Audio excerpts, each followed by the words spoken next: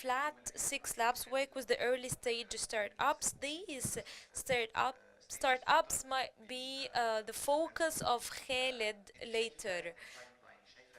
So when it comes to pipeline, the number of startups, the quality of these startups, can you give us a view of the pipeline, especially when it comes to innovation in Egypt? What is the cycle you are working on? What are the weaknesses and strengths you have? The pipeline is really challenging. To put it in one word, many ideas are oft repeated. There is a lack of good technology, talents, but I still think that we started to play a bigger role, not only to find out the best, but to inspire people to become entrepreneurs. We want to go all over the country, not only in Cairo. We need to reach Upper Egypt and Delta. We need to overcome the cultural barrier. We need people to stop looking for steady incomes in the public sector. That's why we organized info sessions to educate people about entrepreneurship, about starting up a business, about analyzing the problems in the community and come up with a creative solution. Also, we organized roadshows outside Cairo. And we can say that it's inspiring in a way, still challenging but also inspiring. But people come to us at much later stages without seed funding, so they fought a lot to implement their own ideas. So they come to us at later stages, and the average age of entrepreneurs is higher, from 30 to 40, and this is even more inspiring. Though these people had once a steady pay, they had their own career, they had families, but still they take this leap of faith and take the risk to start their own businesses. So this is very inspiring. This is two things on the positive side. We need to work on more, as it was said many times today. We need to work on education. Entrepreneurship and entrepreneurship skills should be taught at school. How to start a business is not there in any of the academic curricula or academic books. So this, coupled with the social norms, will hinder people to be entrepreneurs. If we overcome these two challenges, the pipeline will be much better and we will find creative ideas. But now you still have challenges to find the good startups and to provide incentives for them. Let me comment on that, because in the AUC Venture Lab we have something similar. There is like a common idea, especially in the media. We sell entrepreneurship as an alternative for people who cannot find jobs, and this is very, very risky, or this is the least ethical idea. Most entrepreneurs have already experience and expertise in the market. That's why they can carve their own opportunities and their own niche. They have to be well versed with the sector they want to work in. Yes, the economy cannot employ all the university graduates, but how am I to burden some fresh graduates to start their own businesses without the adequate education and adequate funding? This will harm entrepreneurship in Egypt, and we need to take that into consideration. Whom are you asking to start businesses? And all the examples here tell us that they started at a certain stage. Yes, some people started this while they are still in the university or fresh graduates, but this is not the common trend, or this is not the discourse we should be selling to people. Let's move now to macro level, and I want to ask Gehane. Africa is advanced when it comes to entrepreneurship, especially Kenya, Nigeria, and South Africa. I was in Tanzania last month, and there are many experiences there. How can we learn from Africa before going there? What are the lessons learned from the African countries without enough physical and technological infrastructure, they could build the entrepreneurship ecosystem to help people start. They are changing the face of the economy. It's leapfrogging now, especially like Kenya on mobile money. And instead of waiting for the traditional steps of development. Thank you so much. At the outset, I want to focus on the confusion between entrepreneurship and SMEs. And I'd like to point out that it's not confusion, it was an evolution. Entrepreneurship is all about managing businesses in the largest sense of the word. So, anyone owning SME is an entrepreneur somehow. But with the evolving global trends, when we talk about startups, we're actually talking about innovation, startups. We're talking about technology, value addition, value creation.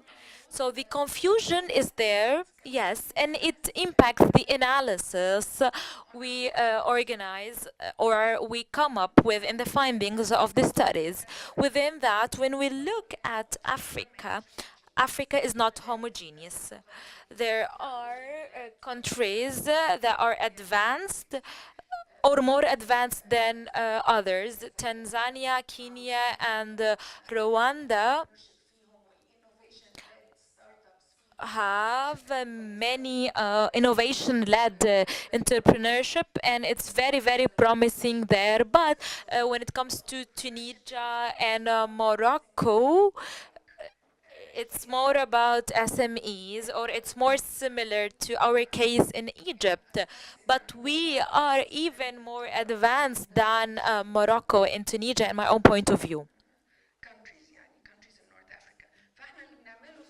So what we do in the African Bank for Development, especially in the North Africa region, we have a regional entrepreneurship support program, includes Egypt, Tunisia, and Morocco.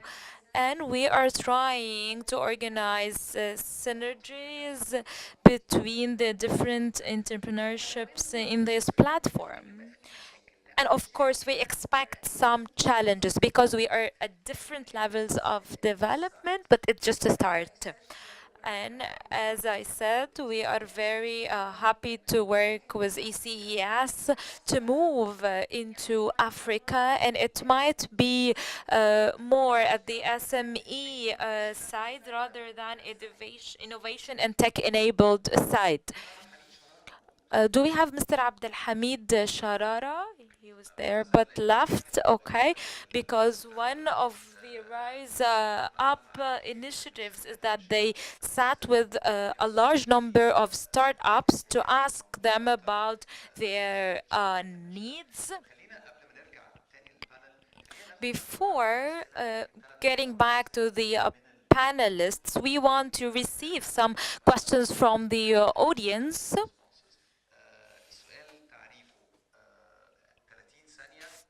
So a question should be posed in 30 seconds and should end with a question mark. Let's start now.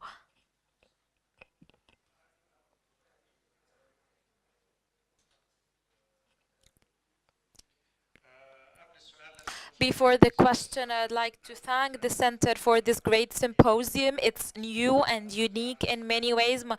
Dr. Ali Sliman, the former Undersecretary for the Ministry of Industry, and I wrote the first book on entrepreneurship in 1991. You spoke about the ecosystem, and I want to change this orientation. You are talking about tech-enabled startups And of course, Mr. Khaled Ismail has long expertise in this, and we're very happy and proud to know about his company that was sold out for 120 billion. But the problem in the ecosystem here in Egypt is that we do not encourage innovative ideas. If we want, or if someone wants to plant acres to plant green beans to export these green beans, no one will encourage this person. We only encourage people with long experience or people who are well connected. Also, why didn't you discuss monopoly? Because we have big companies that practices monopolistic measures. The tax system does not encourage innovation, because if you're working in the business sector, you will have to pay high taxes compared to having your savings in the bank.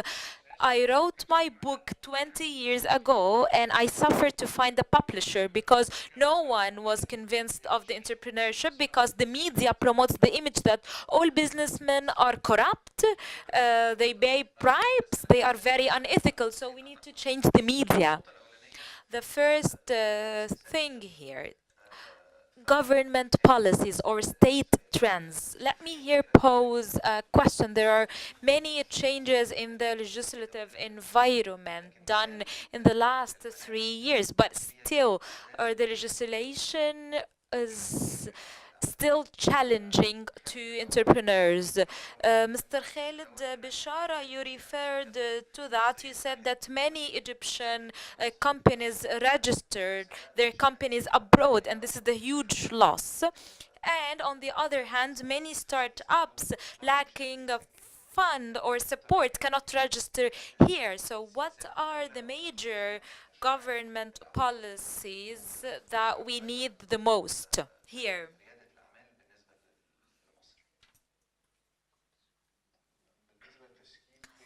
As for legislation, it's easy to observe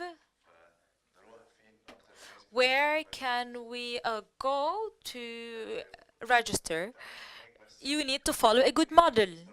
Very easy structure for entry and exit. This is very important because many people start their businesses, but they do not finish the paperwork yet, and they cannot even close.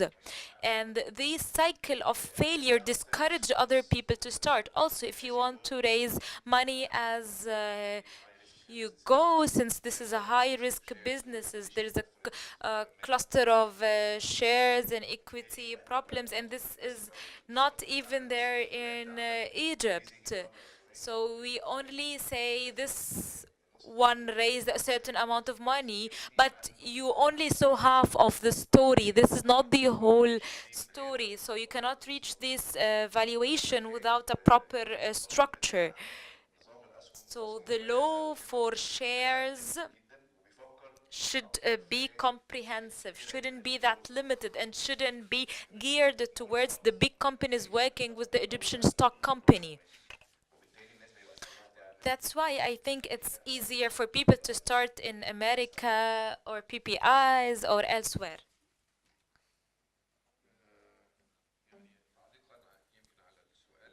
Commenting on the question and building on what my colleague said, there's nothing as a perfect environment. I'm not here to defend the state, of course, but I want to tell you that many startups succeeded within the existing framework. Yes, tax is an issue, but that will not stop companies. Monopoly, yes, but it's there all over the world. You have mega companies and you have startups, but good ideas survive.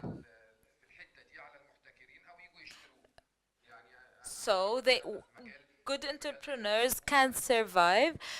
We went to an area where there are no small players, and we were eaten by a key player, but we got the money for that.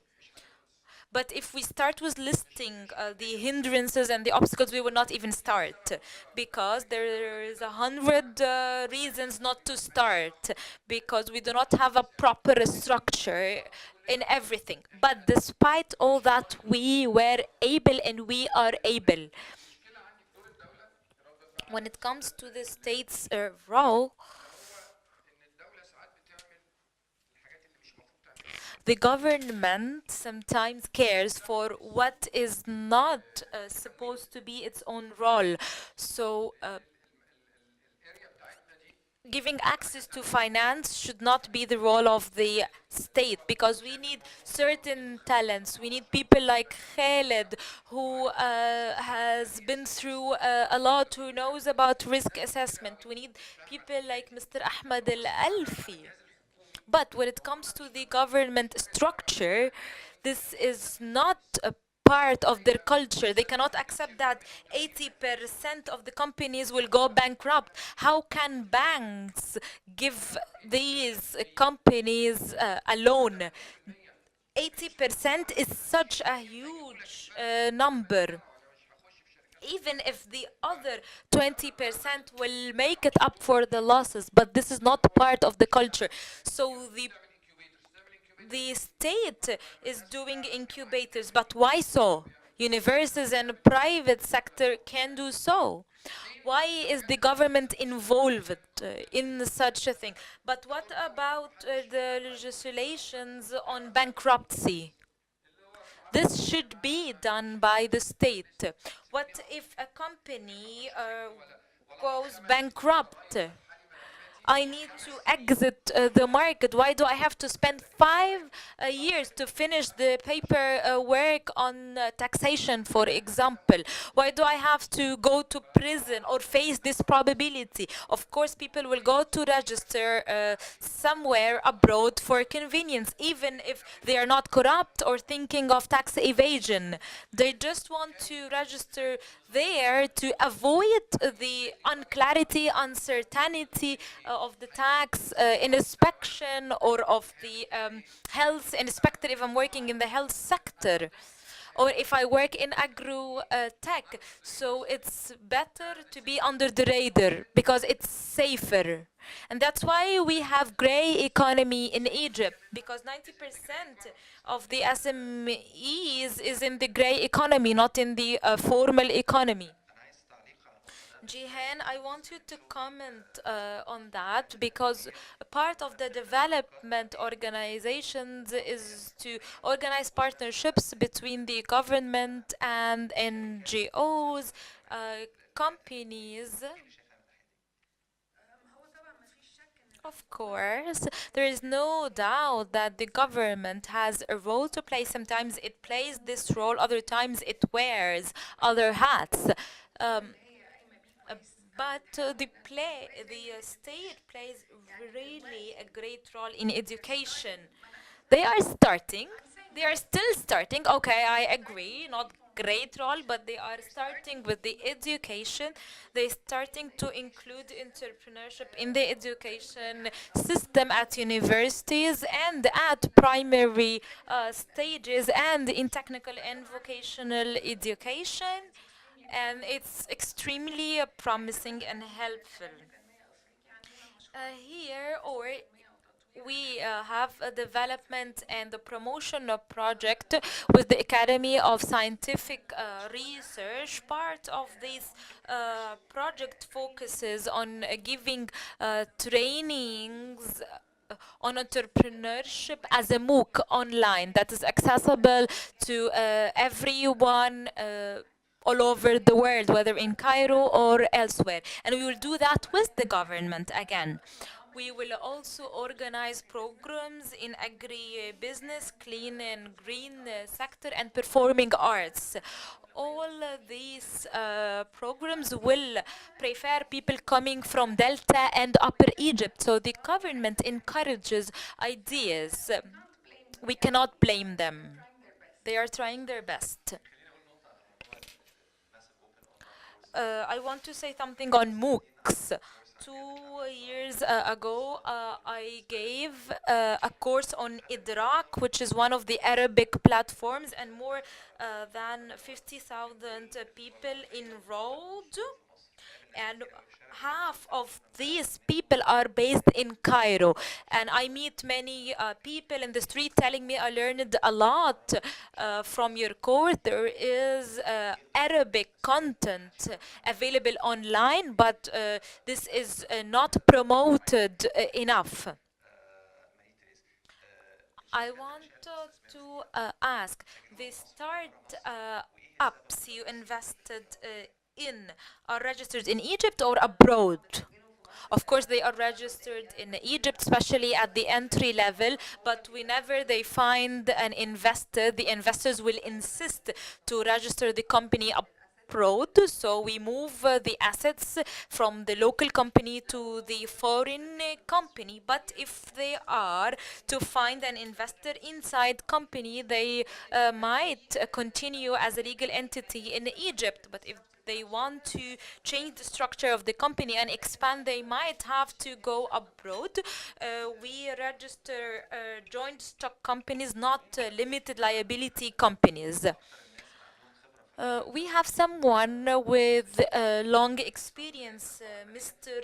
Sharif Sami, the former head of RFA Regulatory Financial Authority. So we would like to give you 2 minutes to talk about the changes.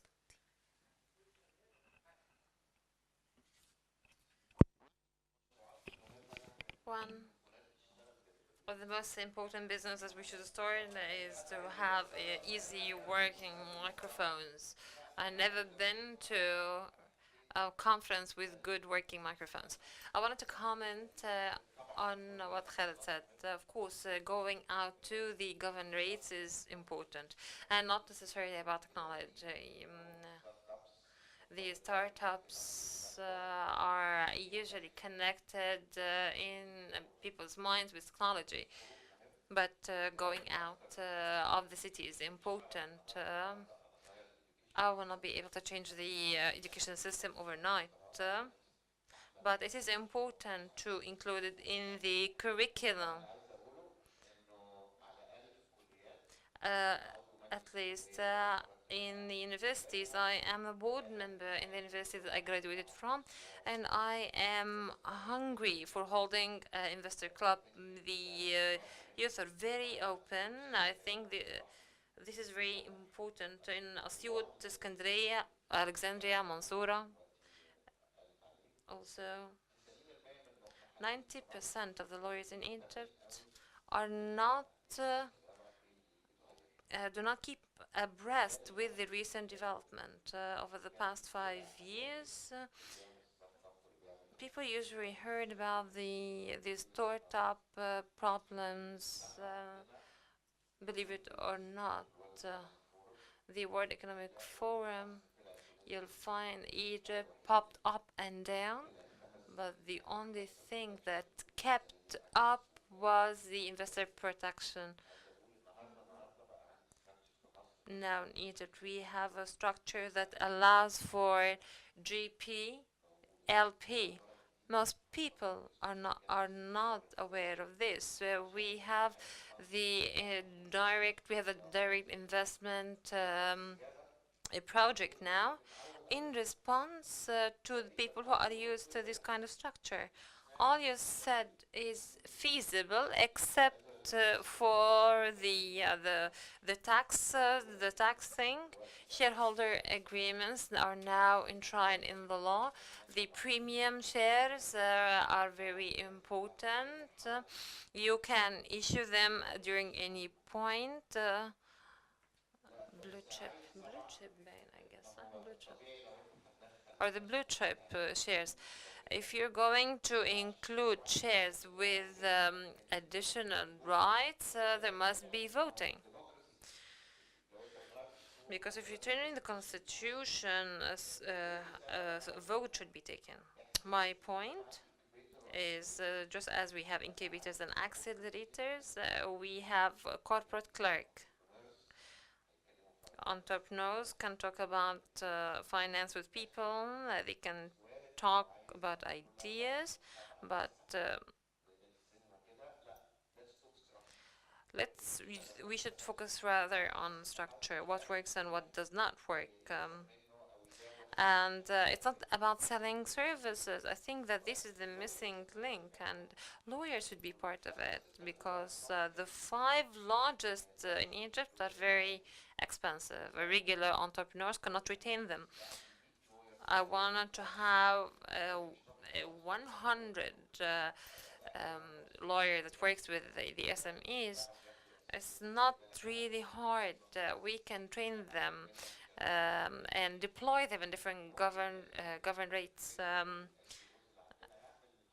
And any of our incubators or can start this simple shareholder agreement. This will help and serve better the ecosystem. Thank you so much.